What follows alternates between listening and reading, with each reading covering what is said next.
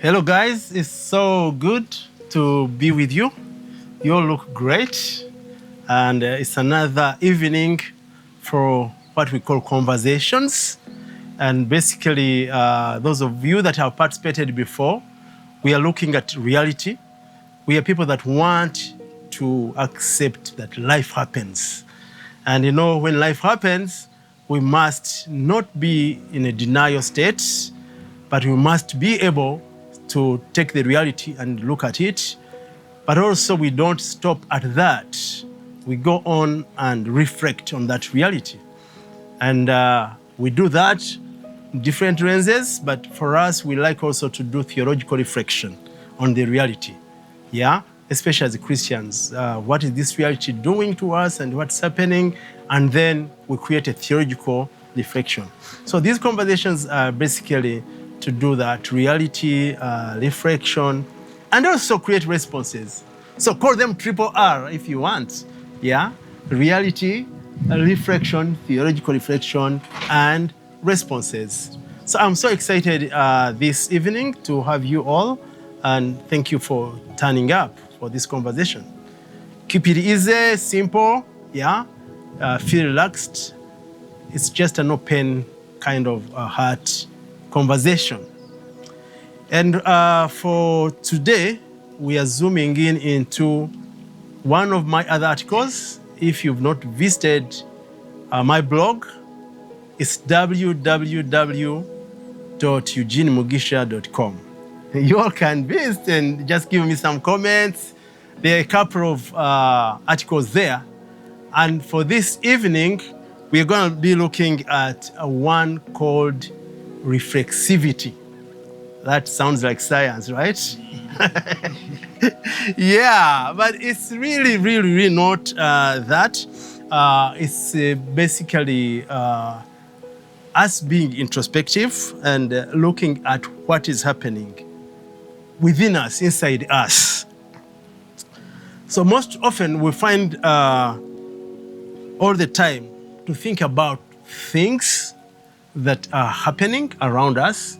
We find the time to think about people that have been mean to us or that have created problems for us. We could also think about maybe assignments or things that are pending for us to do. And in that process of doing that, we're actually blaming all those things, or we are focused on those things. And we never find the time to look at the center pin, which center pin is actually you yourself, on whom those things are rotating, because those things are rotating around you. So growing up, we had a game. I don't know how many of you would be conversant with that game. A few of you maybe grow up in my generation. Some of you know more computer games than other things. We had to make up games for ourselves. And one of these games was called Mugunga. If you wanted to extend it, was Mugunga Magatavi. Yeah, it's like, so one kid would come and then you go around, you kind of spin around the same place, spin around the same place until you get what? What happens if you spin around the same place? You get dizzy, and then you fall down. But it was just a game. So you would spin around until why I bring out that is sometimes we just really spin around ourselves and our circumstances, and we never open up ourselves to actually look at how we are being impacted by the things that are going on around us. And we get into Mugunga and we basically fall down. When we focus on other things rather than what's happening in us, we spin and go dizzy. Okay? Now, for some of you that have been into airplane, I won't ask you to put up your hands. Yeah, but for those that have been into the airplane, you perhaps know the safety or all those instructions that they say. Even if you are a frequent flyer, you still have to listen. But one of the instructions is if you get into trouble and you need oxygen, you put on the oxygen mask, right? Now, if you have people to help, maybe children, the instruction is put on the oxygen mask before you help others. That's what it is. That's what it is. So the thing is, take care of yourself if you are to take care of others at all. I don't know whether you're familiar with the saying that hurting people hurt others. Because basically what is in you eventually comes out, it gets projected out. When you have a wound, again, some of us that used to go out to gather firewood in the shrubs, and you get all these thorns and things that hurt you. If you hide your wounds, man, they get bad. They get bad. I remember one time I kind of broke my leg. Some of you know that I, even without breaking my legs, I walk with a limp. So now I broke the stronger leg. But I wanted to hide because my mom had stopped me from going to play those games that I was playing. She had stopped me, but I went. So when I broke it, I didn't want her to notice. So she was calling me. She was calling me, come. And then I would wait. When she was looking away, I crawl. Yeah, until she knows, what's happening? Yeah, but until you have your pain is really seen or your wound is seen, it doesn't get dressed. It doesn't get dressed. So it needs to come out and get dressed to stop being or becoming toxic. So in this thing that we're going to read, this article, we basically talk about those things of being introspective and looking at how you are being impacted by your environment, by your past, by other things or other people that may have or be hurting you. So emotions, you can imagine it's going around emotions, right? Emotions. Are emotions important? Some of our cultures seem to say, oh, come on, yeah, be strong. Eh? Yeah, be a man, Yeah, be strong. So, and then in that process, we actually lie to ourselves because the inside of us is not strong. The inside of us is not exactly strong. Yeah, so we need to understand emotional health. And emotional health, in this generation, then we have the ways of expressing these emotions, emoji. The emoji world, right? So you can ask what emoji is like as you sit now. What emoji is on your throne? Yeah? Yeah, so I mean, but basically people know, okay, I can show you what I'm feeling by. So life made easy by just a small picture. But emojis reflect the good emotions and the bad emotions, right? Yeah, some are smiling, others are joyful, others are happy. Others are neutral, okay. Tell me others on fire, others are, give me the bad ones. Frustrated, angry, furious, disappointed, yeah, and all those things, which is really, really interesting, but also important to know that life has those dimensions. Yeah. So I will just tell you a small story about a moment in my life when I was disappointed and I was not allowed to speak out on the disappointment. So I have one strength. So you can imagine if you get disappointed on what you know is your strength, So one of my strengths is really like in the workplace, I want accountability. I love accountability. I fight for accountability. I create systems for accountability. I am like, what should I call it? An advocate for that. Then one day, out of really nowhere, I have no clue, one young lady just goes and then says, oh, you know, I think Eugene is tampering with resources of the organization and is using them for personal gain. I'm like, what? I just wanted to fight and say, wow, where is this coming from? Where is this coming from? What is even like the slightest evidence of this? And then it spreads like wildfire. And I begin to hear it from people. And then I say, okay, now I want to write. And then at the leadership level, we say, you know, let's just keep quiet. Let's not fight back, because this is a rumor. And rumors, you give them more fuel, you know, by trying to get back to the rumor.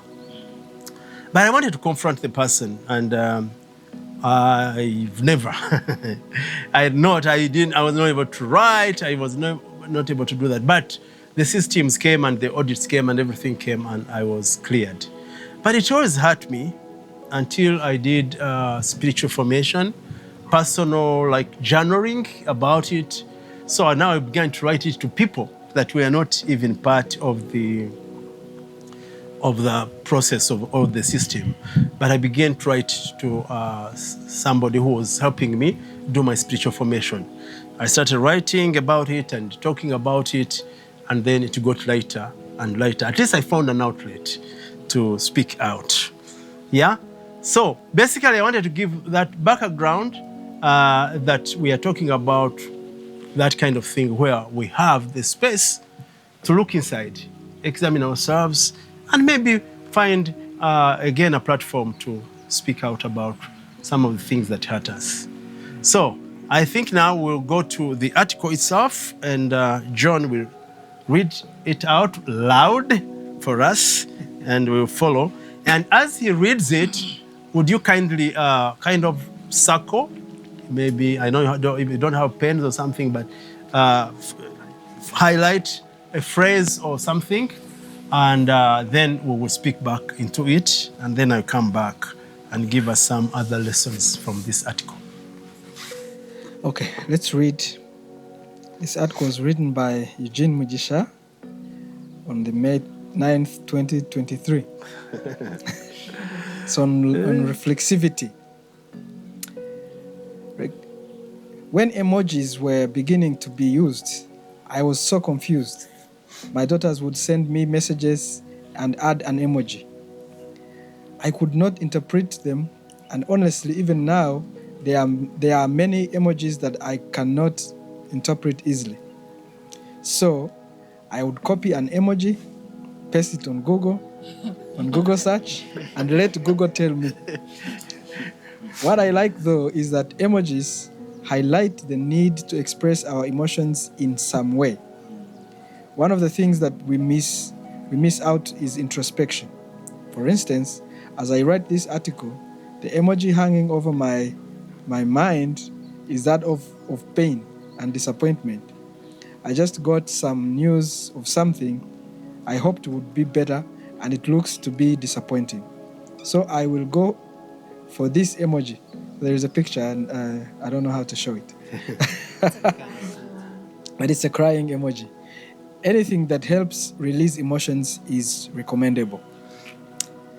The rise of mental health breakdown can be attributed to some extent to lack of reflexivity. Unlike reflection that focuses on the environment and occurrences, reflexivity is when you look inwardly to see how you are being impacted by situations around you. Intentional inner self-assessment, reviewing the accumulation of the reflexes that your body has been hit with from the subconscious, and that begin to find outlets in other expressional modes. When my dad died, our elder sister did not cry.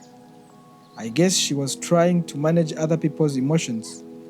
She later confessed that this caught up with her a couple of months later. She intentionally subdued her reflexes. This ignoring of our reflexes eventually results in the reflexes depositing in the subconscious, emojis changing faces inside you.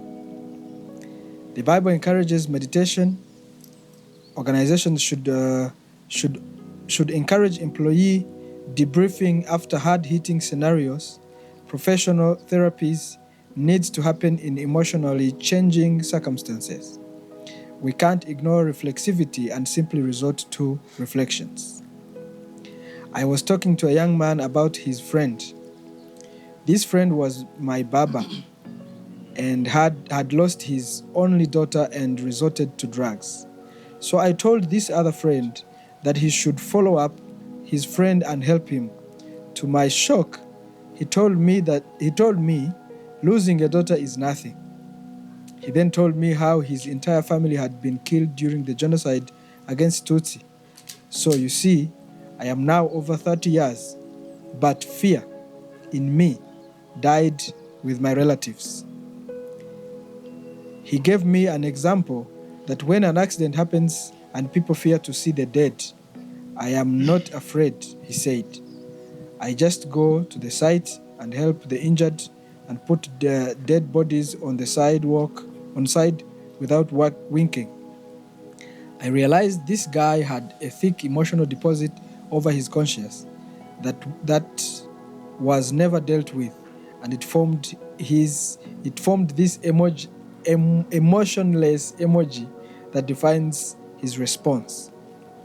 The $1 million question to you is, if you do not have moments of reflexivity, are you still yourself?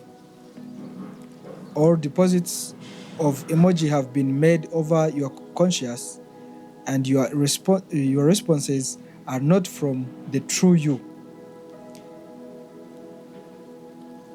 These are good points. It might be that you need moments of biblical meditation, counseling, or even therapy, or simply some organized debriefing that allows you to scrub off these deposits that have taken away your smile, your social life, and your view of others. Thus, reflexivity to me is a simple exercise of checking the emoji in your life that needs to get out or the one that needs to get in. Be at the gate of your emotions. If anyone is angry, let the sun not set. If anyone is offended, they should intentionally forgive. If anyone is tired, take a break. If all we care for is what needs to be done and ignoring who is doing it, we are incubating toxicity. We be and do, we don't do and be. Okay. We be and do, we don't that's do a and quote. be. Yeah. I urge you to listen to your reflexes and not stifle them. If in pain, express it. If in joy, celebrate. If at a loss, mourn. I challenge you to reflect on how you have paid attention to your reflexes. James chapter 5 verse 13 to 14 says, Is any among you afflicted? Let him pray. Is any merry? Let him sing psalms. Is any sick among you? Let him call for elders. Oh wow, mixed feelings, right?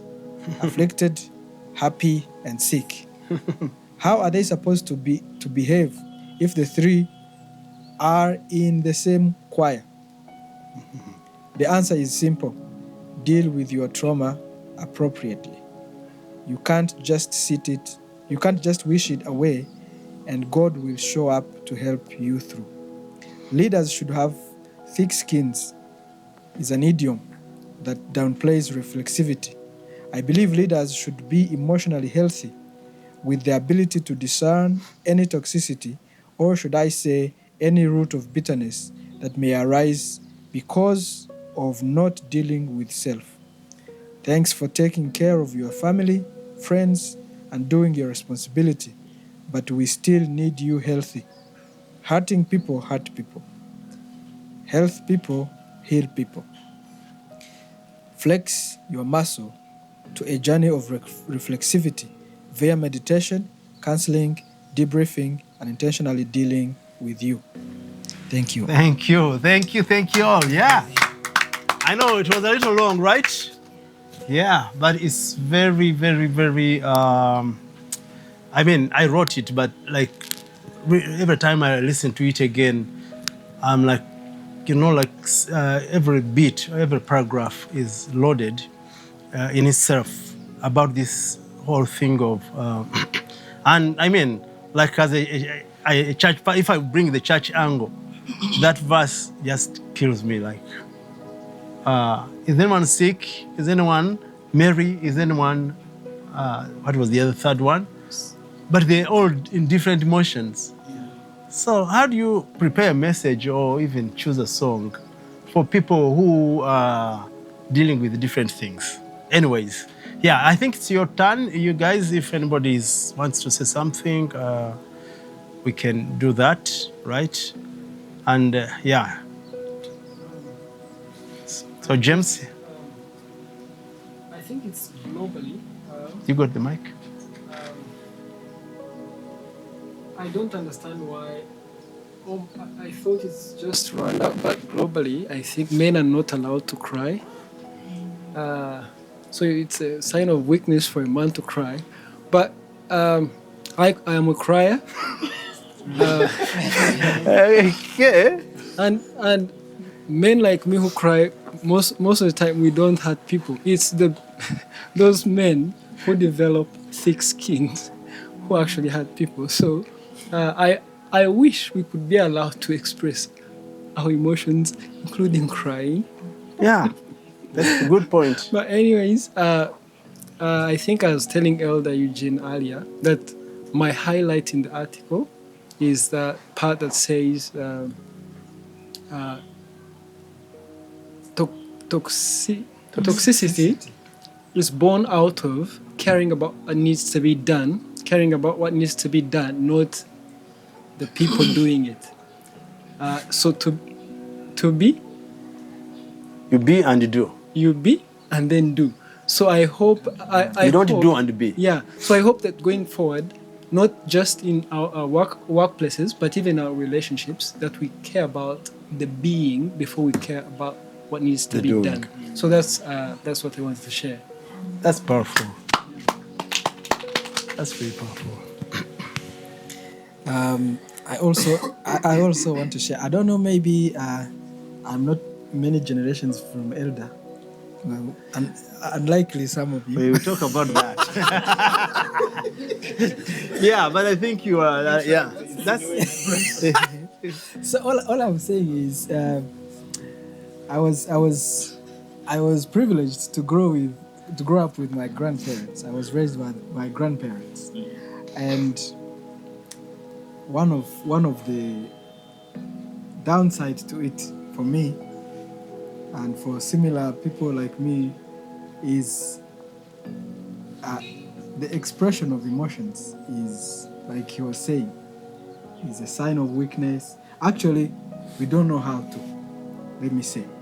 So growing up, you end up coming to that place where you have lots of emotions going on, but you don't even know how to deal with them. You don't know if they are emotions. You don't know how to define them. Like things happen, you feel angry, you feel upset, but you don't even think about it as a problem that you might have. You end up thinking this person is a bad person. Why is he doing this to me? Like we don't look at it like straight, like it's about me. So I think an issue that I dealt with, I went through with my life, is actually even put myself in the picture of during such emotional, challenging situations. So it's easy to find someone else to blame. It's easy to play the victim. It's easy to like, it's I don't have any issues. Everybody else has issues, but I'm okay, and my issues are being brought by others. So I think what I started learning much later, I think by one of what, like he said, through church, getting to meet people who guide you into this understanding, was the time when the very first time I remember like praying when I was not feeling sad, like I was not feeling sad, I was not feeling disappointed, but actually seeing tears come down, it was shocking. It was in church, you know. It was normally growing up, you develop this tough skin. People, even when they, beat you somehow, cane you, you can't show tears because then it's going to put you in a vulnerable place that we don't want to be. So I think all I can comment on this, it's not all I can comment. There are very many good nuggets which I see from this thing, but remembering ourselves, remembering to put on the mask before helping others. Yeah, remembering to take care of ourselves. Like even thinking that actually I should think about myself, that I should take time to look up to myself, like assess myself. How am I doing? Like, and also, I think it's not easy, especially for if the men here. It's not easy even to take that time to think about that. What I have seen help me is find other men and talk about these things. Like, does this happen to you also? And then you'll talk about how you deal with it, and then you will assess. You'll find most of us are the same, and because we're growing up in the same culture, but then we come to question the culture itself. Should it be like this? Is this something we should want to pass on to our own kids when we have them? Is this something that we should encourage our younger siblings, or those who are now growing up, like to be like we are, because we've been told to be like the men that raised us. So I think learning. There is a book I read that opened my eyes. I think I have a quote from that book that really helped me. I'm sorry it's not part of this, but there is sometimes we don't realize it, but in the book it's called emotionally healthy spirituality. Yeah, I have that. In that book, emotionally healthy spirituality, there is a quote from that book that says, "Jesus may be in your heart, but your grandpa is in your bones."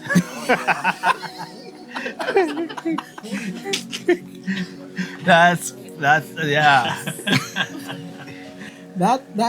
That stood out for me because I was raised by grandpa. So sometimes we, even when we become Christians, we have faith, we have God to rely on, but we find that these issues are embedded in us even when we don't like them, even when we don't feel like doing them, even we know they are not good for us, but somehow, somewhere, we find ourselves there. Before I got married, I had a marriage counseling. I will finish with this, and the man who helped us with marriage counseling made a statement that is stuck with me, for not just for marriage but for the rest of the life, of everything about life. He was telling us, when you get married, in you there is a fight between two men. There is a man you want to be for your family, and there is a man that you grew up seeing, who is now the default for you. So there will always be that fight, the man I want to be and the man you grew up that seeing. I grew up seeing, who became the default for me. So this quote is that particular. Even when we are Christians, the man we grew up seeing, the grandpa is in our bones. You react like him. You are raised. You see things. Your worldview is related to how you are raised, and when we look at that, we start wondering, is this something I should pass on to my kids?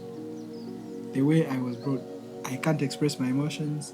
If a girl talks to me like this, it means he's despising me. It brings complexes. It brings inferiority. It brings this it's hard to be motivated. It's hard to be driven. It's hard, even the trap of focusing on the doing rather than becoming is because we don't want to look at ourselves.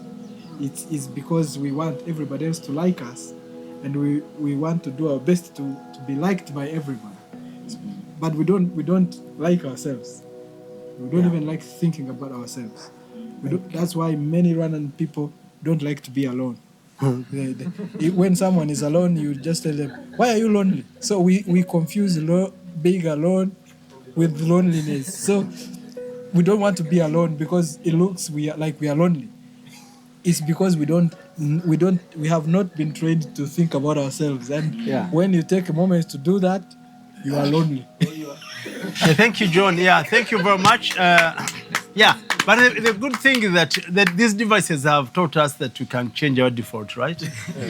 Yeah, you can put your phone in airplane mode. You move it from the default function to the function that should work in. So some of the defaults we've had, or the worldviews we've had, we can change them. Yeah, maybe we hear from a lady or one of the ladies in the house, and move on. She wanted to say something. Yeah, I wanted a little bit more clarity on the we be and do, we don't do and be. Because a lot of times, like what you have said, sometimes we don't have that reflexivity, we don't know who we are. So we really do need to to me, how I interpret it is we need to take intentional steps of action to really manually change that default. So in some instances, you do have to do to become, and so so it feels like a little bit of a flip flop because it is effort to reverse what you are used to, what is the default for you. It is like you're rewiring your brain, and it is work. So maybe a little bit more clarification. Yeah. We be and Mm-hmm. Yeah. I think, or maybe it's like you really are so introspective that you're one with yourself that you are motivated to do. Yeah. But yeah, those are my thoughts. I think. Yes, good question. Of work, yeah. It's a very good question. But you also know that God made us human beings, not human doings, right? Yeah. So I think the thing is when we kind of do to be, then we act. We're acting. But usually it's more. What I'm trying to say that it's not good to do what you are not. Yeah. So because then it plays out like either you're trying to please others or you're trying to be hypocrite or something. But you are right. I get the sense of your question. I think I've actually ever written a paper on it. It's like when you be what you are, the thing that you must do again, and you become because you've done. So the doing also makes you become, because it also makes you become. But it's not the one that starts that cycle. The thing that starts the cycle is the being, then you do, then you become. Because you've done, you become, and then you do again. So it's like a cycle. Yeah? Makes sense? One Yeah. thing I would add on that is there are many doings. There are many doings, but the most important doing, so there are many doings, and I also get the sense of the question. Yeah. So there are many doings, but according to me, the most important doing is that intentional, personal mastery, inward looking. Buddhists do it more. Christians don't really pay attention to that intentional meditation or personal reflection. So the most important doing is that step of focusing on self before going outward. So I think there is something she mentioned about there is who you are and maybe you want to change the reflexy, and how do you reverse that so that you can now start a journey of doing or taking some practical steps to changing this default person you are, and then for you to be able to advance as this other person that you wish to be. So I don't know if I got you right, but that's a battle that everybody has inside. There's the kind of a person I am today, and I'm struggling. Maybe the person I am is a person who wants to be there for people. Yet I need maybe someone to be there for me. Or I feel like I can encourage others, but I'm broken inside. So how do I now build the muscles of, feeling vulnerable enough to seek for help? And then when I'm not used to. So it's where I was born, it's where I grew up. Nobody's there to welcome people for help. You just feel like you need to fight for people.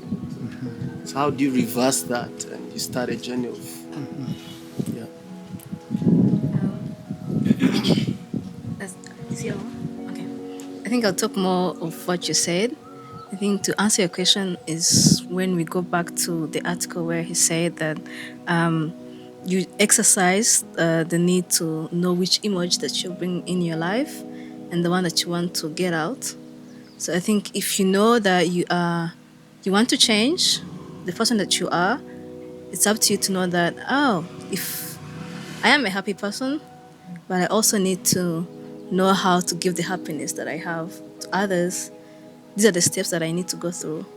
So you know that I need to go through this to do what I want to do. Yeah. And there's where he also said that we need to be the keep our emotions and our images. Yeah. So Great. if you understand that, I think that will help you.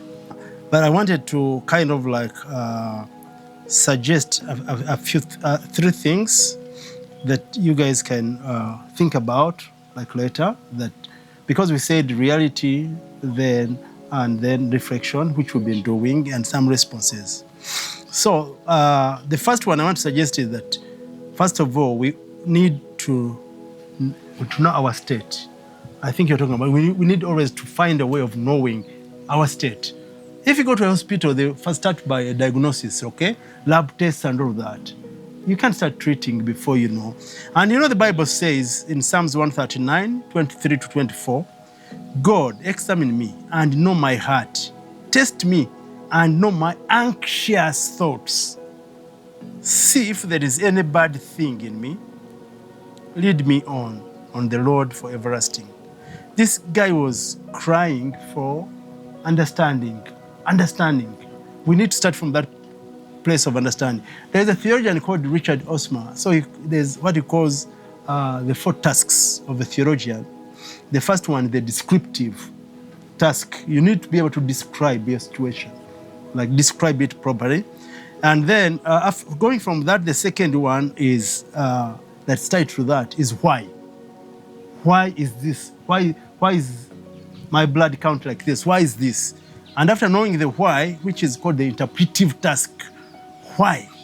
Maybe it's your grandpa was like that. Maybe it's something you've acquired in school. Maybe it's peer influence. Maybe it's, maybe it's you picked these things on some place. So that's the interpretive task. Descriptive, understand your state, which is the what and then the why, right? Then establish the normal. What is actually the normal? What is actually the normal? What are you measuring this against? Okay?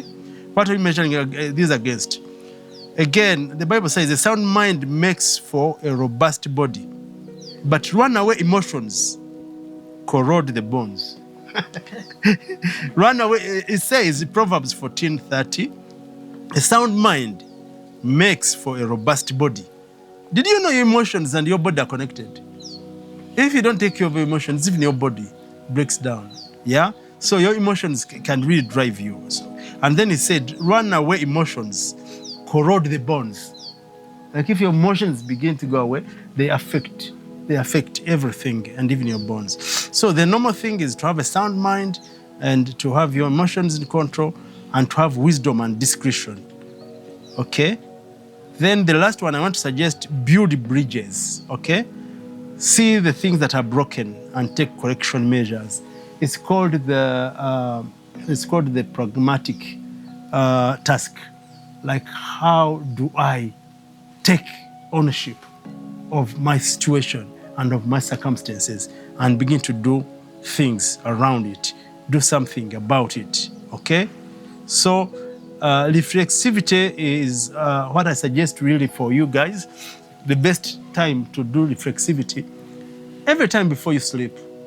I know some of you have grown up as Christians, you say, okay, I'm gonna pray when I sleep, I'm gonna pray when I get up. But sometimes it's really a religion and it becomes like a tradition. And it's not helping because you're praying, but you've not looked at the state of your heart. You've not looked at the why those things happening and what the bridges you need to build. So I want to suggest that every time it's healthy to take away the toxin and all that you can build your bridges and get the things broken. So these are suggestions for today that I wanted, and I thought that really this thing you guys have brought in great insight. We'll keep talking beyond this, and we keep around here and talk more. But I would summarize that reflexivity is a very, very important aspect, and we need to look inside and allow God to examine us. And number one, know our state. Number two, interpret why it's happening. Number three, what's the normal we are measuring against. And number four, take actions. Thank you all. God bless you.